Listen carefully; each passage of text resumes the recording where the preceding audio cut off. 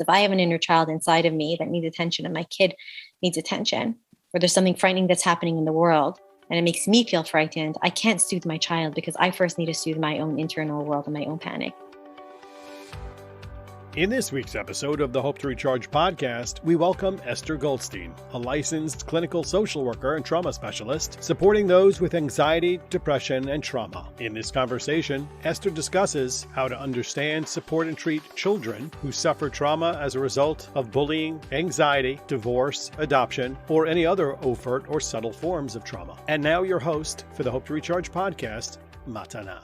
Hello, everybody. Thank you for joining me here again with Esther Goldstein. I wish you could see her smile. Maybe we will show her smile because her smile is what brings the energy front. Esther Goldstein is a therapist in our community. I've been following her a lot on social media, and she's friends with a lot of my friends. And then I said, you know what? I think it's time to have her on and hear what she has to say to my questions. And I reached out to her and I said, you know what? There was a recent story about an abuse in our community and it was going public. And of course, after a week, we stopped talking about it, but I still ponder about thinking about it. I just keep on thinking as a mother, what am I doing? Am I preparing my children? Am I doing the right thing? I posted a question on social media and I think I can answer it. So my question was, when there's a trauma that goes on in a community, like an episode, and everybody's talking about it and the kids are talking about it and we're trying to build awareness.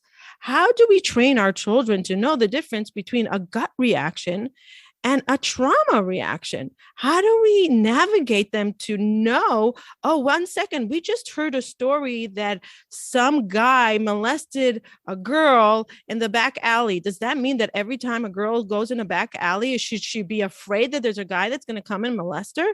How do we build trust within themselves to know the differences? And maybe it's okay to have both reactions and not know. And it was something that I personally saw that I was having a reaction. And I said, I don't know if this is a gut reaction or a trauma reaction. And I didn't know. And I know a lot about mental health and I did a lot of the work and I had no clue. And I wanted to understand for myself that I can train my children better. And I think a lot of parents are struggling with, what tools do we give them?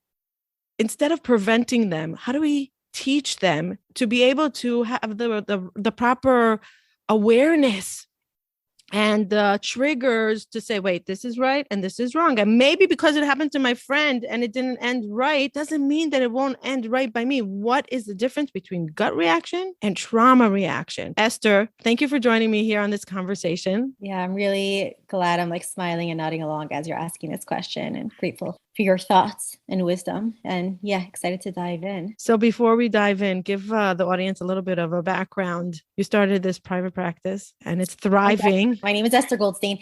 I have also been silently stalking you and following you and your wisdom. And I'm always wow, that person has this awesome energy. And more than that, there's these conversations that you talk about that most people talk about in their therapy sessions or with their best friend or with their significant other. And I have been seeing that you've started almost like a conversation about mental health and the reality in such a normative way. When we talk about our lives, sometimes it's therapists talk about their stories that they've learned in client stories, or they'll hint towards their own experiences, or people will share anonymously, but there's a certain power to hey, let me talk about my experience. Let me open a conversation in our community. I'm a mom, right? Talking about the reality of struggle and then of triumph and then the in-between of just regular life. I just want to thank you for existing. I know when I came on to connect, I'll introduce myself in just a second, but when I connected with you, you never really know who you're going to be talking to or the layers. And I know in our initial conversation, my smile was exploding. I thought that was your natural smile all the time, like you are now. No, I have a big smile, but then there's when my heart smiles and there's the energetic smile. Yes. Yeah. And when you were talking about these conversations and authenticity. And I know a lot of times with clients or with colleagues or friends, we always talk about when you meet someone and you just feel like they're emotionally awake, and it's such a refreshing, energizing experience. So you're very emotionally awake, and there's a door I have in that connectedness. My name is Esther Goldstein. I am a therapist. I have a practice in Cedarhurst. It's myself. At this point, we have 4 clinicians and some other admin staff. The thing that I love and I'm humbled by and grateful for about the practice is that I really came into the field of either going to go into big law. That part of me was like, I want to help protect and speak up for children of adoption or children of divorce, speaking up for those who don't have a voice or helping them find their voice. Mm-hmm. And then I realized that I don't know if I'll be successful at being a mom and a lawyer because the hours are very demanding. And so I ended up choosing the mental health field.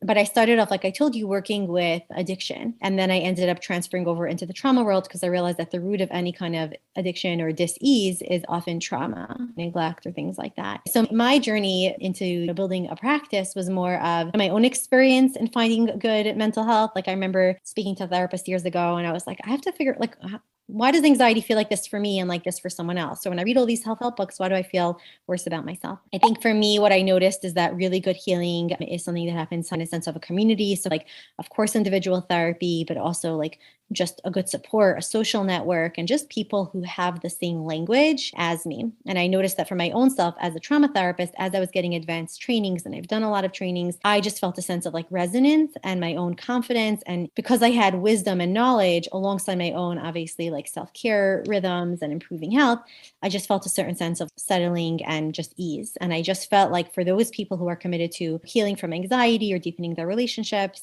and those healing from trauma, there's a real gift of being surrounded by or being, I think, treated by those who have a similar language. And the clinicians on our team are all, at least my humble experience is that they're just all very real human people who talk about their own inner work, their own. Yalom always says, like, you can only take your client as far as you've traveled. So we're all like humble travelers. Wow. Work. Yeah. Can you say that again? Irvin Yalom, he's one of the fathers in psychology. He wrote great books. And he basically had this quote that said, you can only take your client as far as you've traveled. Does that mean that every therapist needs to go through the same experience that their patient went through? No, but it's a matter of, it's not about the experience. It's a journey. Have you done your journey inward? Okay. Have you traveled? Have you journeyed on a journey inside? Have you looked at the unspoken realities in your life? It's not about, is my trauma or my abuse or my neglect or my fears or my hopes or my aspirations the same as yours? Are my parenting struggles the same? Absolutely not. It's, have I taken the time and have I tapped into some courage to face some real humanity? And have I uncovered my strengths and maybe have I found myself? And have I also been okay with navigating some things? And I think it's a matter of who is the client that you do good work with. I have different colleagues who do very good work with different kind of clients. I know the kind of clients that come to our practice are the kind of people that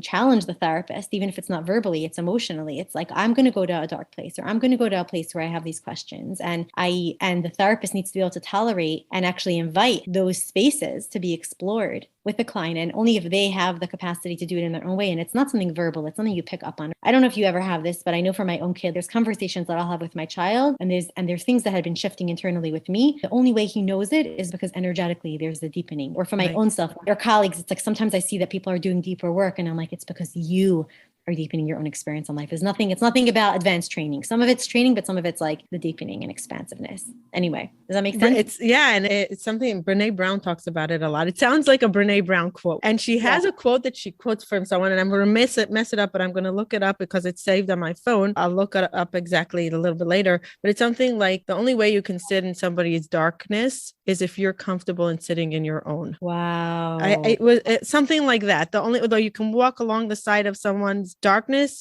only if you're either comfortable with your own darkness or you've sat in it and you know it well. And it was like so powerful to me. I'm like, that's what it is, that you get the experience of darkness and you're comfortable with it. Because if you're not comfortable with your own pain, how the heck are you holding space for somebody else's pain?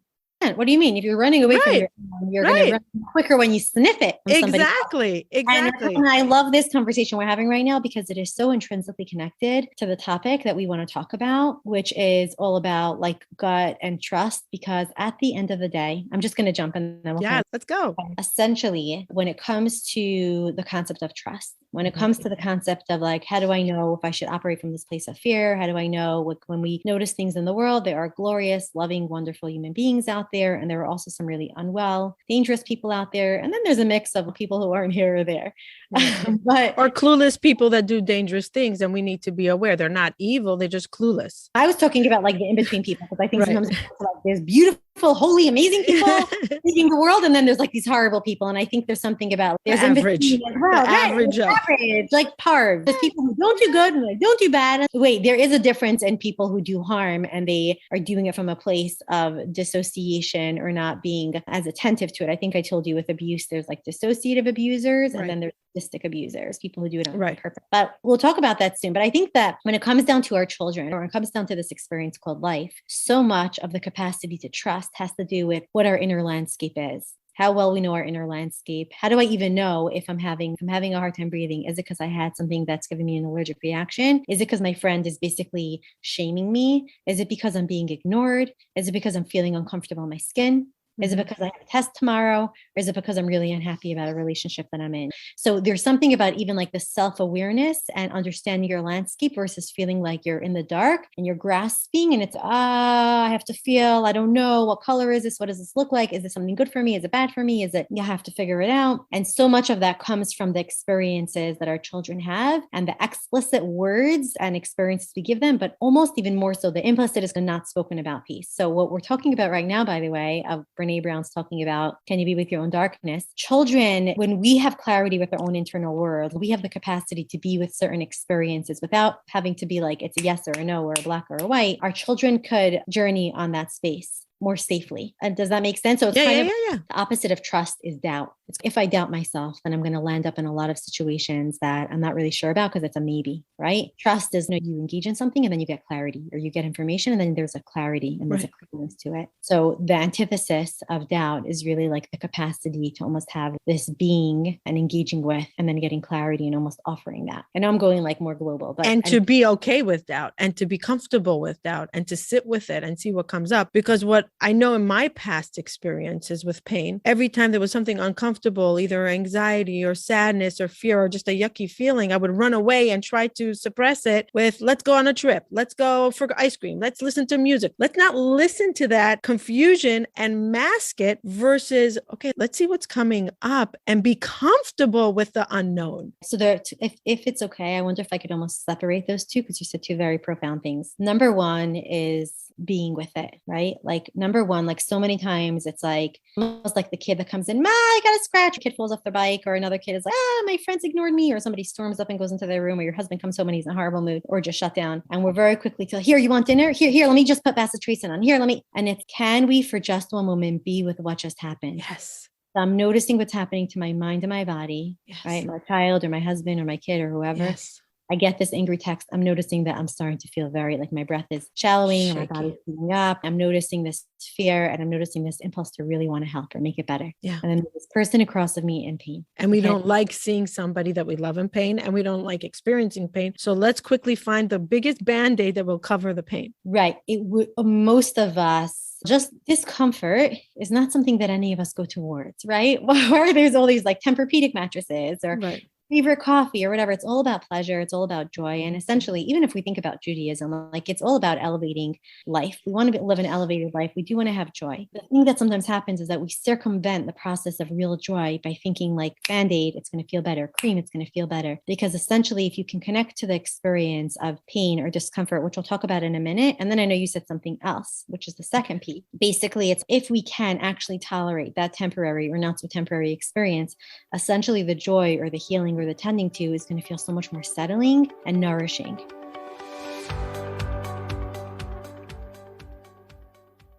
Do you sometimes feel stuck? Do you wish you can be somewhere else? Do you have a vision of where you want to get to, but you just don't know what the first step to take in order to get to that life that you're dreaming of? How did I shift from deep depression, from extreme anxiety to a thriving life, to a productive life, to a life full of joy? I put many things into practice, and it's every single day. Many of you know that it's gratitude, a healthy mindset, boundaries, self-love, and one of the most important things that many people don't speak about, self-forgiveness and forgiveness to others. Essential for healing. If you want to work one-on-one with me on these topics in order to move forward towards that dream life that you have a vision of, click the link below in the show notes. It's a custom-made program for you, one-on-one with me. We will develop a concrete program that you can implement in your life so you can create a better well-being. Click the link below. Looking forward to working with you.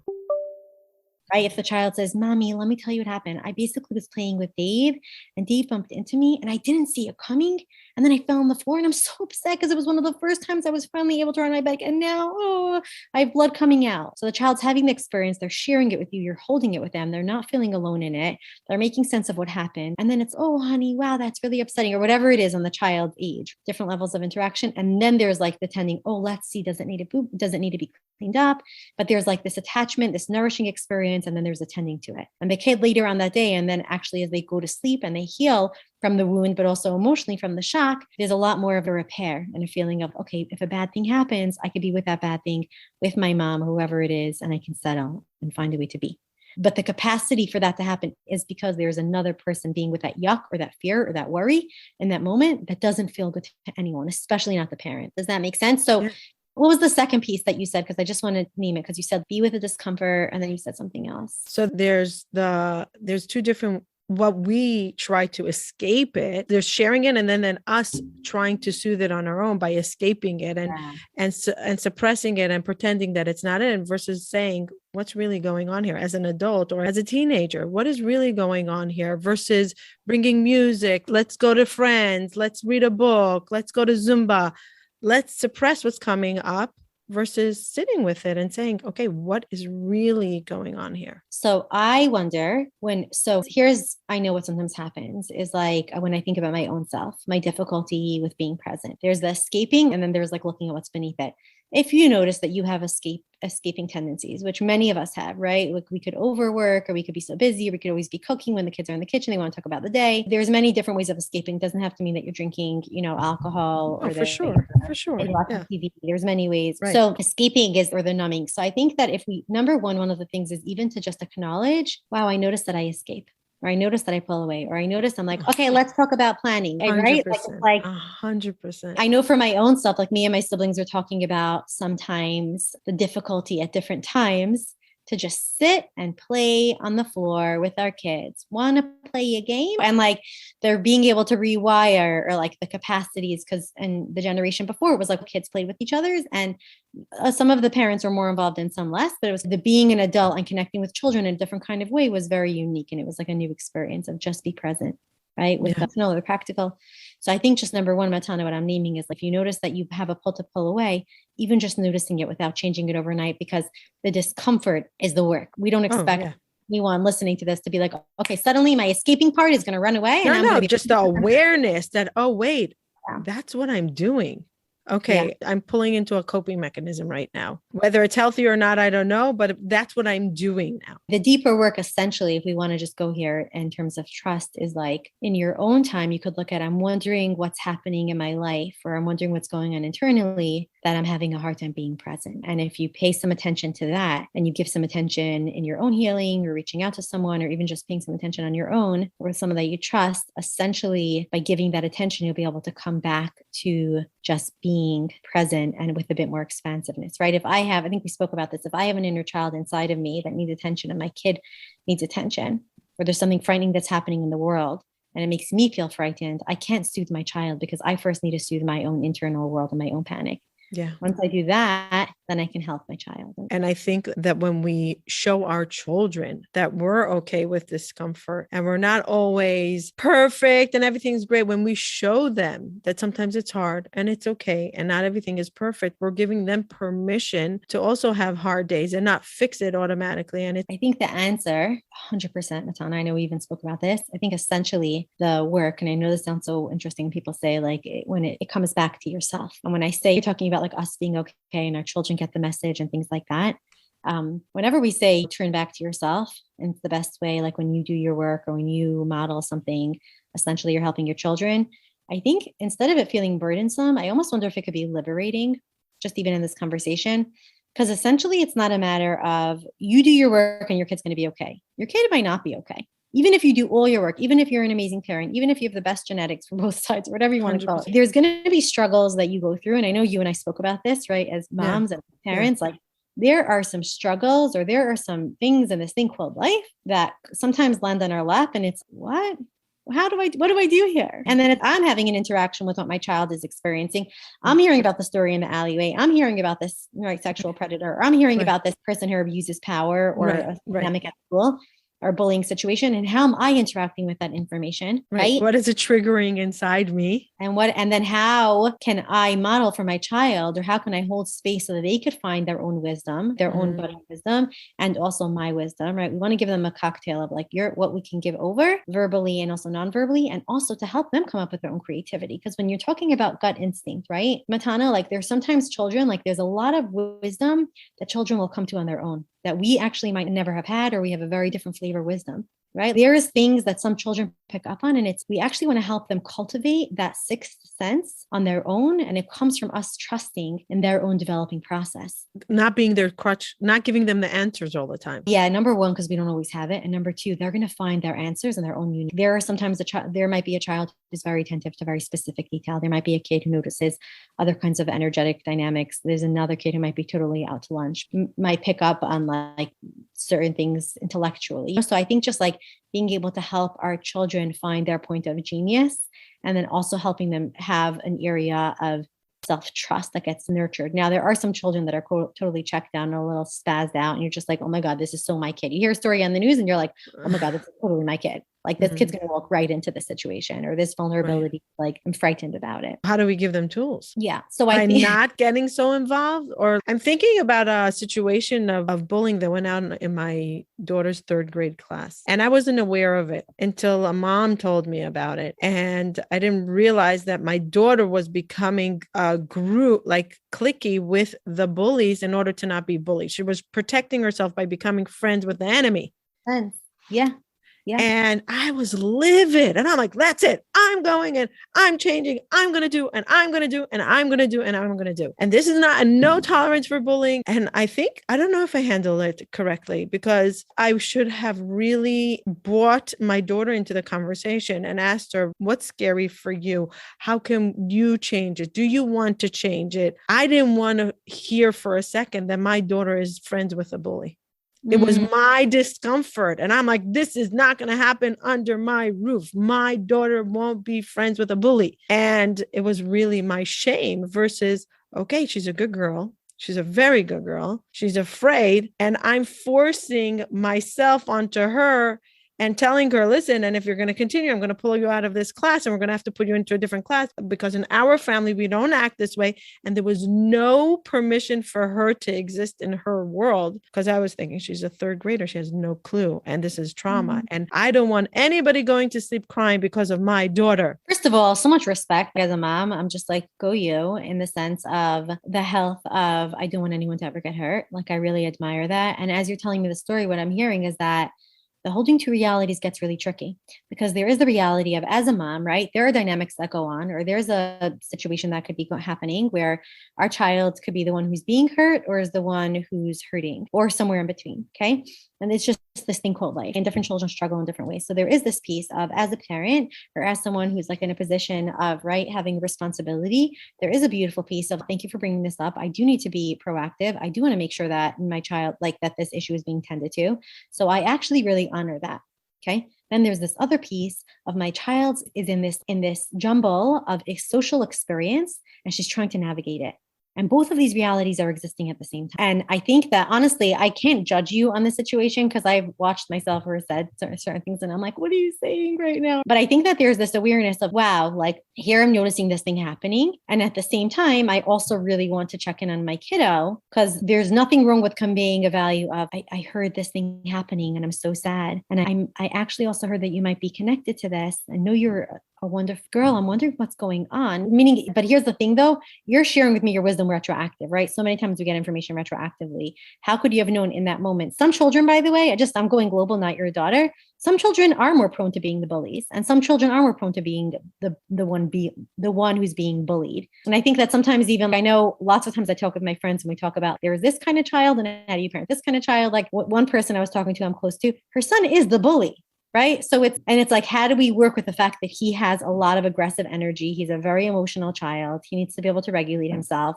It's like, how do we tend to that in a way that makes the child slowly learn accountability and social engagement, and at the same time is feeling validated and supported by the parent. Yeah. So And what I was doing it, like I knew that she was doing it for protection, but I also knew that she needs to be a leader. And my core values didn't match her core values. And I was trying to put my core values as the kind, the no bullying, the mental health advocate. I'm like, how can my daughter create pain for someone just because she wants to be a leader? No, you're going to change because we don't do those things. Versus seeing her pain and what are you doing? What's absent? What's missing for you? Yeah. It took me a few times, and then I realized it, and we went to therapy about it, and I realized everything. But my first reaction was, I'm going to put a stop to this, and I'm going to tell her she's going to stop it, versus giving her respect. And she didn't even realize that it was really happening and unfolding. And I'm sure I shamed her. I'm sure. We all shame. Sometimes we don't catch ourselves. First of all, respect to you, like for tending to this in the way that you did. I don't know that your values are different. I think you're just negotiating different developmental tasks. Your child is desperate to socially belong and to survive in school. Okay. And if she does have leadership capacities, she's learning how to manage those leadership skills. Let's say, or if she's whoever it is, and she's going to go through these experiences, which will then nourish the way that she actually owns them. You are like a leader, right? And you're like, boom, and that works. Your social negotiation is very different right now than hers is. And essentially it might be the same. Hers just might be more nuanced. And it took her a little bit of time. Talk about awareness, right? Wow. I'm realizing that basically I'm watching that there's this bully, and either I befriend the bully or I become somebody who's being bullied. That's the fear. And she didn't. And she said it straight out. She told me straight out. I became her friend because she's the leader, and I didn't want her bullying. So if I'm friends with her, she won't bully me. That is so smart and creative of your daughter. Yeah. It's like, but wow, at the same time, I was trying to express to her, that's not a healthy way for you long term, because you're going to get exhausted with being friends with the enemy. Because it starts seeping out and it ends up impacting us negatively. So essentially the question really is, and I don't think there's a black and white question, how do we help you self-protect, but also not doing harm to other people and harm to yourself? If I'm becoming friends with a bully, right, I'm harming myself, because I'm going to end up being bullied, and maybe I'm like being bullied in a loving way, backhanded way, because it's not in a public forum in the same way, but it's not healthy. It's don't we all have this socially? We're in settings. Yeah, 100%. Look at now with everything that's being canceled. What are we going to say in order not to be? What are we not going to say in order not to be bullied? And how are we going to say in order to be accepted? We have it now in the world, right? Leaders have it. And she's a third grader. And I was hoping she would have the values of kindness that I was hoping that I was showing her, but obviously it wasn't. And her need to be in the spotlight was so much stronger than her need to be kind. I guess it's almost, what if I'm just thinking even for myself, what if she's just like a developing person who's trying to navigate? What do I do? 100%. And she's in exactly. She's in third grade, and she's very mature for a third grader. I'm just thinking that I wish I stepped back and I wasn't so reactive. I was right away. Let's stop the pain for the other girls, for you. Let's put Seder. And it's just what you were talking about before, when somebody bumps into somebody and bleeds, instead of like holding space for the pain first and then finding solution, I went straight head on the solution versus saying, what's really going on? How does it feel to you? Does it bother you when you're friends with them? Do you wish you didn't have to be friends? Do you wish there was no bullying? Are you aware of bullying? But right away we went into solution, repair. And it's so easy to jump there, isn't it? As a parent, yeah. Even as a person, but definitely as a parent. You're one of me. Am I a hypocrite? Like, exactly. Here I am. Is there something that's preventing you from achieving your goals or interfering with your happiness? Maybe it's anxiety or stress. BetterHelp.com will assess your needs and match you with your own licensed professional therapist. And you can start communicating in under 48 hours. It's not a crisis line, and it's not self-help. It's professional counseling done securely online, with a broad range of expertise available depending on what you need, and the service is available for clients worldwide. You can log into your account anytime and send messages to your counselor. BetterHelp.com is committed to facilitating great therapeutic matches. They make it easy and free to change your counselors if you need to, and it's more affordable than traditional offline counseling, and financial aid is available. BetterHelp.com wants you to start living a happier life today, so visit BetterHelp.com/hope to recharge. That's BetterHelp.com/hope to recharge, and join over 1 million people who have taken charge of their mental health with the help of an experienced professional. You'll also get 10% off your first month. Once again, that's BetterHelp.com/hope to recharge. And there was a conversation on social media about, we're going to go back to our previous conversation about how do we train our children if we're going to tell our daughters, our 15, 16-year-old that are babysitting, don't let the father ever drive you home at night after you babysit. If you're babysitting and only Yes. Yes, and only the father and mother, your parents come home. Right. Are we training them that every man is dangerous? Or are we going to give them tools to trust themselves and say, wait, does this look dangerous? Does it not look dangerous? And there's such a fine line because we can give them the freedom to choose, but they might get hurt along the way. So how do we build that?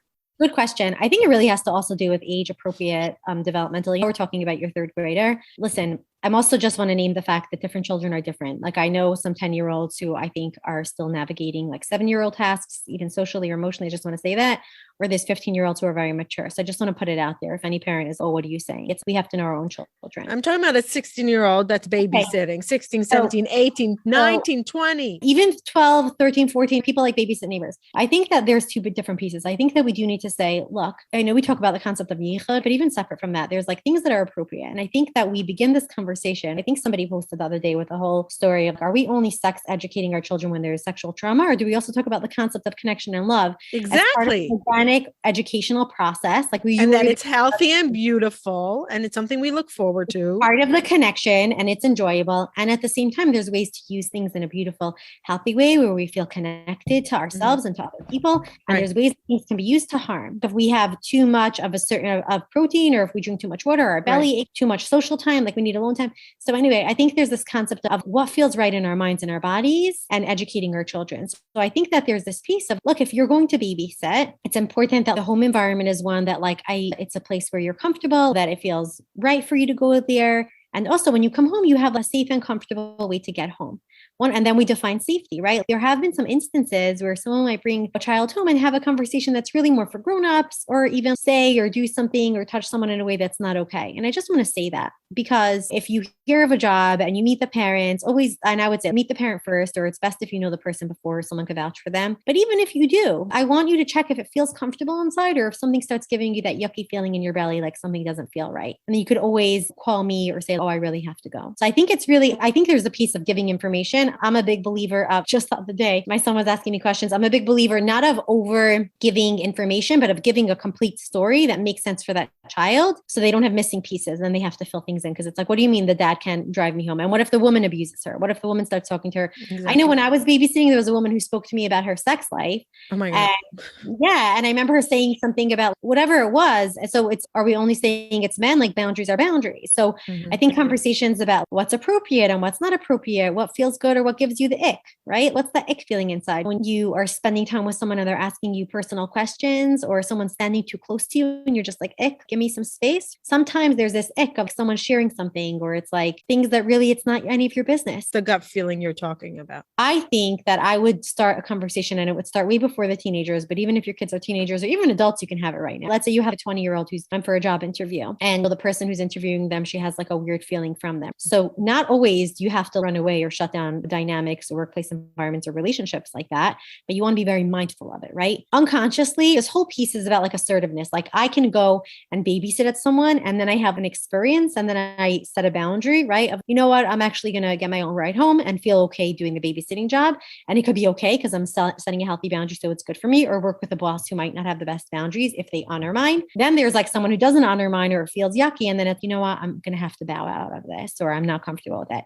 I think the way that we teach a matana is really about having ongoing conversations about like noticing like how something feels. Like I might even just say, I know the other day I was waiting in line and somebody went in front of me, and I was like, I'm really upset. Like, I'm actually feeling angry. Like my body's getting tight. Like, why'd you go in front of me? And I want to be understanding, but I'm also annoyed. Right. Or even just if I'm like, my voice is a little higher. The other night, I noticed that my voice was getting a little higher. I'm like, honestly, yeah, there's a lot of things in my mind. So I think almost like sometimes narrating the same way they talk about teaching our children about having a relationship with God, or teaching them about like love and intimacy and connection. I don't mean sexual, like even like husband and wife or family dynamics. Like every opportunity you have is a modeling opportunity, is a teaching opportunity. The same way we say, thank you, God, or God, can you please help me find the spot, or Hashem, please, whatever, like prayer. So I think there's this piece of like, I realize there's so many things on my schedule today, or you told me that you went with your friend. I would be tracking it. Wow, your face looks a little sad, or I wouldn't like force it, but it would just be like, yeah, you have a feeling when something feels good, or if you feel like there's a belly ache, you know what I mean? So almost like starting now for different children, it could feel different. It could even just be them saying, I don't know, I don't want to go. And I don't know why, but I just don't want to go. So trust that feeling versus saying, oh, but maybe go, you'll have a great time. Maybe you'll regret it because your friends will be there. So maybe go. Give them permission to maybe make the mistake if that's what they're feeling, and let them grow from that. I think this is a much bigger conversation though, because I'll tell you why. We do have, some of us have children that have anxiety, or or we want to challenge them to socialize or be kinder or be more giving or sharing. And I think that there's that fine line between, is my child pushing away, or is there a dynamic that's coming up even for ourselves? Am I having a reaction? Is someone saying something that's making me uncomfortable because I have social anxiety, or I have my own trauma symptoms, or I have my own insecurities? Right. And really what they're saying is perfectly fine. Or is there something about this person or this energy that's making me pull away? And I think that's really what you're talking about. It's like a child says, no, I don't want to go. Is it like they just need some coaching of, darling, it's okay. It might be a little uncomfortable. You're going to settle and it'll be fine. And we want to push them versus, oh, it's really not feeling good, is it? Right? Yeah. So I think that piece over there really has to do with you having a relationship with your child. It always comes back to the basics, right? Developing a consistent relationship, having a relationship with your child. Let's say even you and your daughter. So you made a little bit of a boo-boo, but you have a relationship. So then you tended to it and you did a repair. And that's a learning experience. Wow. Mommy quickly jumped because I didn't want anybody else being in pain, but I'm hearing now how this is for you. Wow. We're always learning things in life, even mommies and daddies or whoever. So I think there's like helping us continuously getting to know our children, knowing their nervous systems, knowing our nervous system, which is how we regulate when we get overwhelmed. And I think also helping them and helping ourselves continue to deepen that. How do we really know when, let's say a teenager, a 12-year-old, 13-year-old says, I don't want to go to the party. I don't want to go to the perm party. I don't want to go to the perm party. I don't want to go. How do we know that it's a gut, and why? I don't know. I just don't feel like it's a gut feeling. How do we know if it's based on a trauma that somebody mocked them, made fun of them? They were once, they don't feel accepted, or is it just a feeling of anxiety, of social anxiety? And what do we do? How do we know what it is? Yeah, if it's a trauma reaction, we want to attend to it. If it's just a yucky feeling, we want to maybe help them get out, as you said, take away that anxiety, or support them through the anxiety to say, maybe you should go, and maybe you'll be happy that you went. It might be hard in the beginning, but you might look back and you could see how you feel after 10 minutes. Give them the options. Here's the thing. I actually think the implementation, I think the why to me is less important. I think the developing self-trust and the way to navigate is more important. Let me just tell you why. Okay. Let's say I have a trauma experience at a social event and I don't want to go. There's always this piece of, is it too triggering for me right now to go? And it's going to be re-traumatizing, or is it possible for me to have a reparative experience? Now, the repair doesn't always happen because I'm skipping over and being pushed. Sometimes it's like the fact that I know something uncomfy happened. I don't like Deborah. She's so mean to me all the time. She makes fun of me. Either Deborah is horrible and monopolized the whole school and I don't feel safe ever walking into the auditorium or whatever, or I feel very frightened, but I probably could start connecting with some other people, hang out for a short time, and then come home. So I think the concept of life is always a toss-up of good and bad experiences. And the more self-awareness, the better we're able to deal with it. I think it has more to do with helping ourselves see literally in that situation when you're saying you don't know, essentially what you want to help the child be able to do. And you can say this, you know what, I'm really torn. On the one hand, I know sometimes something could happen and maybe something you recall or you don't even recall, but you're just really not feeling comfy going, huh? And so part of me wants to tell you, you know what, just stay home, honey. But another part of me knows that sometimes, even if something did happen that wasn't so good, there could sometimes be a good experience that could happen. And you might even come home happy or have a very medium experience. Yeah. I'm really feeling pulled between pushing you to go because you might have a really good experience, but also knowing if it really feels yuck that the entire time you'll be horribly miserable, right, I don't want to push you. Right. So I sometimes would, and I think with different children, it's very hard to give like specifics. It's different, but essentially, let me just tell you something. Okay. Let's say even if you do push them, then it's, if you're miserable for more than a few minutes and something really doesn't feel right, you could pick up the phone and call me.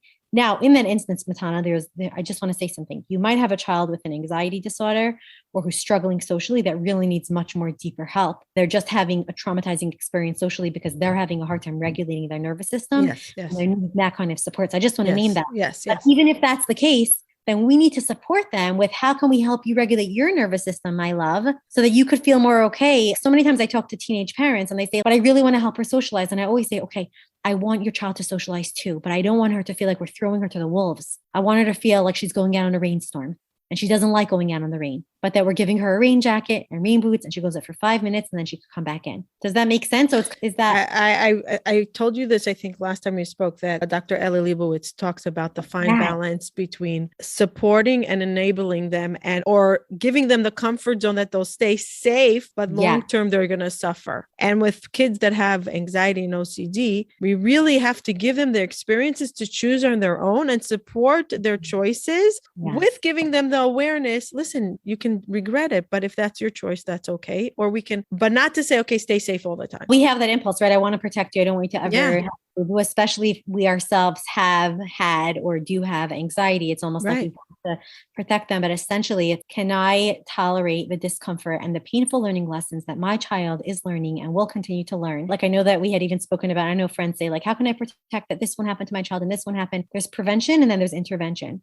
Sometimes we're lucky to do the prevention and sometimes we have to do intervention. And it's, could we notice our own impulse to fall to hopelessness or despair or anger or rage or fears versus like, I'm with you in this really devastating experience. Let's say something happens, right? Socially, or even any kind of trauma. I'm here with you and we're going to navigate this together because I want you to be able to be there for yourself. And that I think speaks to what we were talking about. I know the whole concept of therapy or coaching, a lot of times this emotional piece is having another by our side so we can hold our own selves and hold our children. And we could do this thing called life because it's a journey that I just told someone else. I was like, when I get here, and she was like, no, darling, you're on your way always. And I always tell clients, like they say, oh, am I going to get to certain treatment goals? And look, there's times in life or even in therapy or in life where we're climbing. And then there's times that we're plateauing. So I do believe there's times where we want to get to that plateau. So, But then if you're still alive, my love, there's probably going to be another climb, maybe less steep or maybe more steep. But we want you to have a stick or someone by your side so you can journey together. Does it really matter if if a child is having either a trauma reaction or a gut feeling?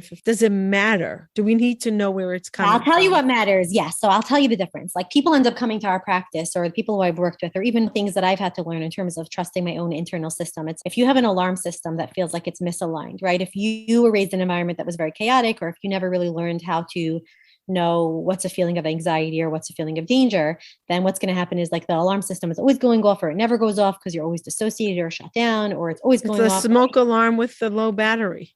At 3 o'clock in the morning, it's going off and you're like, oh my God. Right. Or it's always going off. So I think that in that piece, it's like really helping ourselves or the child. This is back to like therapy or healing, be able, and even you can do that, darling. I know you feel like it's very frightening. You want to help them orient to the facts and to reality. You're almost doing some cognitive restructuring, helping their brains and their bodies settle into what really is happening. If people are not really mocking them, but they feel like they are, right? There's that feeling of anxiety or paranoia. So I'm saying that there could be this piece of noticing an overactive trauma reaction, and that needs to be tended to clinically or in some kind of intervention. So it's if there's a disproportionate reaction, oftentimes that's a trauma reaction.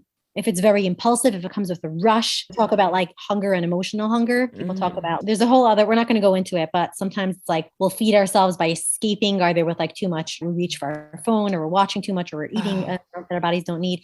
It's like, how do you know the difference between a real kind of hunger for connection or for doing work, or is there coming from a place of trying to fill a need? So usually it comes with this rush or this impulse. Okay. So I think a lot of times like that anger. So a trauma reaction usually comes with, or it's coming from, right, this internal lack of balance. It comes with this rush and this intensity, and you want to notice that. Is it something that...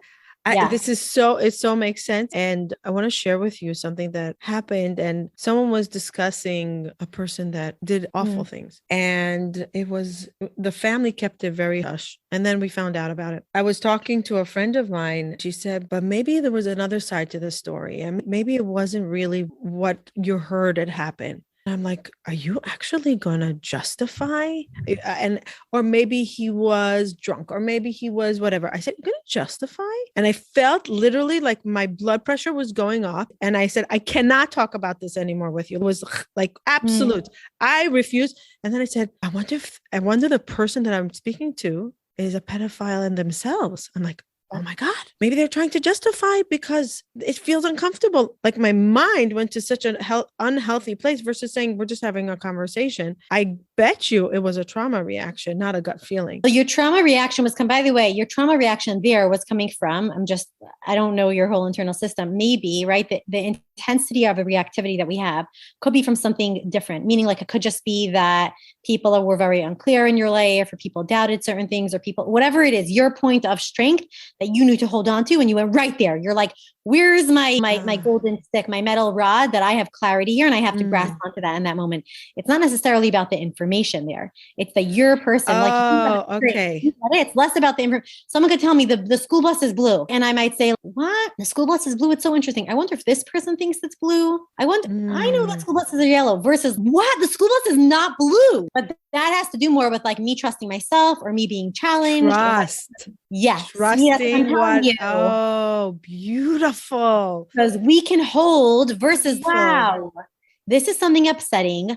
I actually have an opinion. I'm hearing what you're saying. I'm actually noticing that I have a thought about you and the fact that you're asking me to widen my view, right? So it's that spaciousness. So we speak about like the taking space. That is beautiful. And I think that's so important for parents to say, just because your kid reacts doesn't mean that they had a pain in the same situation.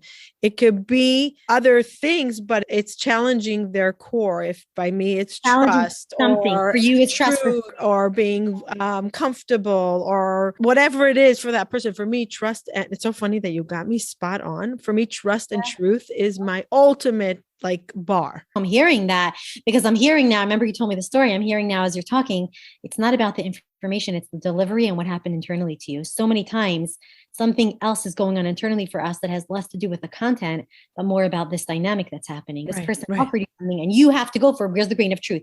What's going on? I have to hold on to truth. So if this person's saying this, they might also not be saying the truth, which they might not be. They might yes be, right? But there's that, we want to create spaciousness and being like, I see this information. I know what I know. And then you can still come to whatever clarity you might have, but you're negotiating it with a spaciousness versus a panic and I still don't have clarity on the fact of gut versus trauma response, and if it even really matters to know at the moment. I think the trauma response has more to do with if there's an impulse, very intense, very like disproportionate. They say when there's hysteria, there's history. So if you think hysterical, the more hysterical the person is, the more history there is. So somebody could say, hey, you look so great today. And I'm like, what? You're objectifying me, right? It's, wait, what's happening here? There must be history to the way someone might comment on complimenting you or whatever. So I think just so you know, so usually if there's a trauma reaction or anxiety, there's disproportionate reactivity that you want to look at. Right. That's not connected versus a slow and consistent information that's gathered. And there's a sense of clarity as you're digesting information that's happening over time. Now, the question of does it really matter? I think the does it matter is basically just a matter of our intervention or how we're applying it to ourselves and our children. I don't know if it matters. And it matters because I just said, if somebody's having a difficult time, or if somebody doesn't have the capacity or hasn't really developed a gut sense, it's going to be hard for them to navigate the world. But if you haven't developed a gut sense, either that we haven't built enough trust with our child, maybe we haven't helped nurture that capacity for that child. Maybe we need to develop more trust with our own selves and develop more self-trusting experiences with children. I know for some people, it's, can you do an art project? Can you help them challenge themselves? Some people will go to a ropes course. It could be something so small. You could do the dishes. I know I have a family friend, a relative, who lets their kid wash the dishes just because she feels so fulfilled when she does the dishes, even though mom has to redo it later, when she's looking. But I'm saying small areas of self-trust and self-reliance. So, and trust and love is the same shoresh, the same root? I think it's connected. I think that really love is a matter of trust and respect, to be honest. It's not so just it first starts. So you're saying it starts first with trusting ourselves. I think that if I trust myself, I'm going to give you the most delicious love. If I don't trust myself, I'm giving you a little bit of a wobbly kind of love, a wobbly kind of interaction. So essentially like self-trust, self-growth, negotiating areas, solidifying, then I think that they play on each other. Trust them. Think about any relationship you have, right? And then we can serve ourselves better because we're making better decisions, but it all goes back to worthiness. Yeah, you're going back to the core values and beliefs. But Latana, I wonder if the reason you're not getting a simplified answer is because I like the answer. I like the answer. I think it's more multifaceted. And I think it's like some children also have more sensitive nervous systems. And I don't think it's a black and white thing. No, and I think even for children with, let's say, sensitive nervous system or anxiety, even if there isn't trauma, then we help them learn, like, I want to help you be able to learn how to engage with someone or to choose a good friendship and how to walk away. And we're going to figure this out together. It's going to take time. We're going to get to know how your mind thinks and how your body feels. Like, we're also teaching people how to live in their own bodies and in their own minds so they can make smart choices and learn from the dumb ones or the unwise ones or the difficult ones. My friend Folly Klein, do you know her? Sounds so familiar. She's a hypnotherapist and she speaks a lot. And okay. So she always, one of the things that she really taught me was, instead of fixing your child's pain, sit with the pain. Sit with them in the pain, because the brokenness is when you're open. And when you teach your child that it's not, oh, someone bullied me. Oh, let's call their parent. Let's call the teacher. How does that feel? Oh, it must be really sad. Yes. Let me sit with your sadness. Sometimes people really hurt us and the world can be really that. And just sit before we go into any solutions or anything like that. And we're so trained in this life of perfection and let's be more than being. Yeah. And I'm going to make sure my child doesn't feel pain versus no, I'm going to teach my child to be able to hold space for the pain, because life is full of pain. And because the terror. Yeah. And you will survive, because we all survive. She she speaks about the hallelujah that David sang, and it was from brokenness. And he basically was saying that where do you find God? In the brokenness. Yeah. And where do you find strength? When you're shattered and opened. And and through there, the light can come in. But if we're constantly holding the glue together that it shouldn't break, the light can't come in. Yeah. And something that I think that when my childhood, my pain was so strong that I didn't like the feeling. And I said, I don't want my kids to feel that pain. I don't want my kids. And when I was an adult and I went through depression and anxiety, and it was brutal, it was the worst pain in my life. And I said, I don't want them ever to feel that. I'm going to protect them, versus no, you have the tools. And if I healed from it and I went through it, you saw we went through it, and it's part of life and it's okay. So let's sit in the pain together. What can I do to help you within this pain right now to make you feel safe in the pain, not fixing it? We can't fix it. I know it's like a beautiful dream, but right, the thing about even bullying, and I know we have to wrap, is sometimes we can't change it overnight. Oftentimes there's a lot of dynamics that different children navigate. Right? A kid struggles in school academically. You're not going to change their brain. You could give them tutors, you could help them, but essentially it's, can you know that I'm by your side? Because being alone in struggle is so much worse. It's almost intolerable and unsurvivable. But if somebody's with you, even if you're in a lot of pain and you're miserable, right? Anxiety and depression, when we're really struggling, it's very hard to feel comforted by another person. But there's this knowing. It's impossible. Right. It's like you're in this darkness, but there's this knowing of you're with me. So we want to give the experience of I am with you and I'm here through anything. Be with ourselves first. Just like last night when there was turbulence and I was texting my husband that I'm about to die, and I was sure I'm about to die. And he's, you're going to be okay. You're going to be okay. I'm like, I don't want to hear that, because you don't know what I'm going through. And I said, do you remember when I was having panic attacks back in the day? And the last thing you are allowed to tell me is you're going to be okay or breathe. I don't want to hear that. I want to hear, oh, it must be so scary. Yeah. I'm so sorry you're going through this. And it was so similar, that turbulence was so similar to mental illness, and what people don't understand. When they don't understand, we're not here to fix. We're here to sit near you. I don't know what's going to happen with the turbulence. And right in this moment, can you somehow find a way to survive this being with her? And I'm so sorry you're going through this panic attack. And I'm so sorry you had anxiety yesterday when you walked into class. And I'm so sorry you had this awful interaction with your friend. It must have been really painful. It must have been real.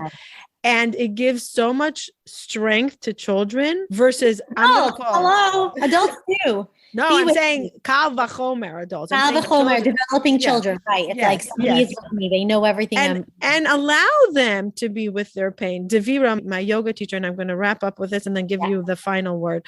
Devira, when I was struggling so deeply with my depression, and I was on the yoga mat every night at 8 p.m. My kids knew mommy goes to yoga every night. It was my non-negotiable in order to survive. And I used to just do Shavasana and cry. And one night I said, Devira, I can't do this anymore. I can't. And I was running to healers and doctors and medication and everything. And she said, and I said, Davira, find me a healer. Did you hear of this healer? What do you think about him? He wants $10,000. And she said, Martina, stop. Just be in your pain. I said, I looked at her and I said, Davira, just be in my pain? She said, yeah, stop running away from it. Sit in it.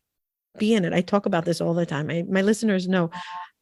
And I said, what? I don't want to feel it. She said, that's why you need to feel it. And she didn't go through any mental illness or she never even experienced it, but she knew that what I was doing was wrong by running away. And she said, just breathe through it. Let it pass. Let it be. It's like a kidney stone. Let it move through.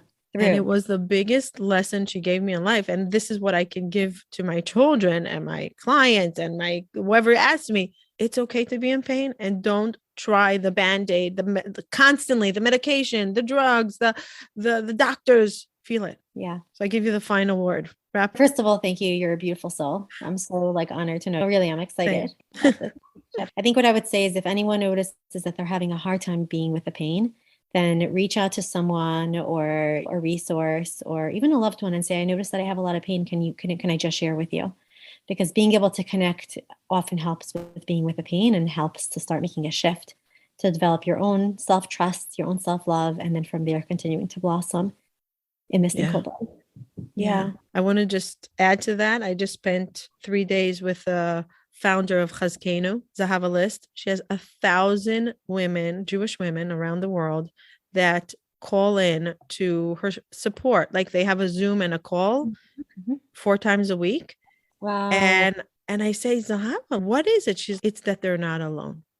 Wow. It's that they're not alone. And some of them, it's their lifeline. Connection. No one's curing them from bipolar, from mania, from abusive relation, from trauma, but just having that, okay, you're here, you're safe, we get it. And it's okay to be in pain right here.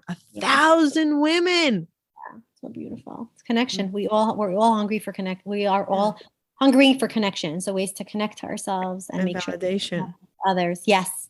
Yeah.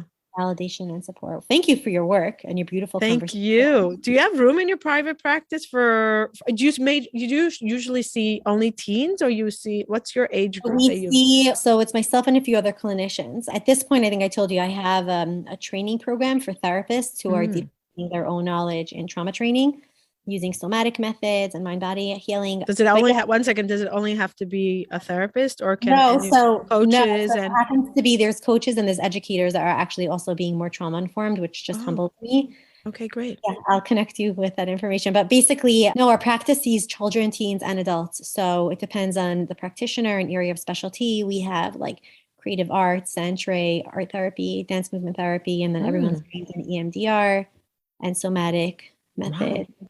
Different kinds of therapies to help our clients. And even if we're not the best fit, like we're very committed to helping people find the right therapist or person or resource that can be helpful. Okay. So we're going to drop all the links in the bio, in the bio of this episode in the show notes. So I want the link to the course, how to reach you, your information, and what people, I guess you have a website that people can we have find. A website. We have a bunch of free downloads. Once a month, we create a free download of either a mindfulness exercise or a body scan or a containment exercise or boundaries. So people could sign up to our mailing list or whatever, just go on the site and download. And you're on Instagram a lot, or on Facebook. Which one do you do more? I think Instagram right now, like our intake manager is managing more of it for me. Okay, because you have very nice content, very inspirational moments, and just seeing your lives. And so what's your Instagram? It's Esther_Goldstein_LCSW, but the name is Integrative Psychotherapy. So anyone can put it in or put my name in and it will pop up. And it'll be in the show notes. We'll put the link in the show notes. Thank you so much, Matana. Thank you for this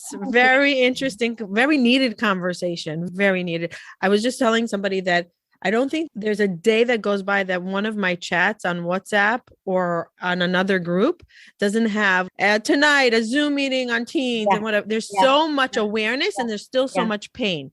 Yes. We're in a growth spurt now. We're in growing pains, and we need everything we can in order to get through this chapter, because there's really like a change that's going on, and people like you are saving lives. So thank you. Thank you, Esther. Thank you for joining me, and thank you for your time, and thank you for your smile. Your big smile and your big heart. Yes. Oh, And maybe we'll do another conversation about, we can talk for days, right? we'll do another conversation, maybe about Yes. self-love or Oh, about yes. what does that Self-love, really mean, right? I think self-love and self-acceptance is something that people work on for life. Just like Matana, but I feel like we should talk about it because when somebody tells me to work on self-love, I roll my freaking eyes. And at the very same time, the more I work on my own personal self-love and self-validation, I am a more beautiful human being. So right. Self-love doesn't mean what we think it means. it doesn't mean Right. Pampers and Right. massage. It could be part of it, but that's not what it means. Let's talk about it because it's way more layered. Yes. Thank you so much for your time. Bye till next time. Take care. Thank you for listening till the end. We highly appreciate all of our listeners. In Mental Health Together is Better, you being here means a tremendous amount to us. If you enjoyed this episode and you would like some extra boost of information and inspiration that is not on the podcast, you can go to our website, hopetorecharge.com. There's some premium content that for the cost of a cup of coffee, you can download some amazing information that will help you, a tool that will guide you through life. So don't skip a beat. Don't hesitate. Go to hopetorecharge.com and see what other offerings we have there for your mental health well-being. Thank you for joining us. And remember, if you enjoyed this and you want to say thank you, the best way of gratitude will be by you leaving a review or a comment or sharing this with a loved one. There is no greater form of gratitude for us. Thank you. Bye till next time. Looking to reduce your anxiety and stress, relax your muscles, or get a better night's sleep? Check out Maxifies.com, 100% legal hemp, where you can find doctor-formulated, lab-certified, high-quality CBD oils, tinctures, and other items, cultivated, grown, harvested, and packaged in the United States, and available in different sizes and strength formulas. Check out Maxifies.com, that's MAXIFYZ.com, and use coupon code HOPE to get 10% off your order plus free shipping. That's Maxifies.com.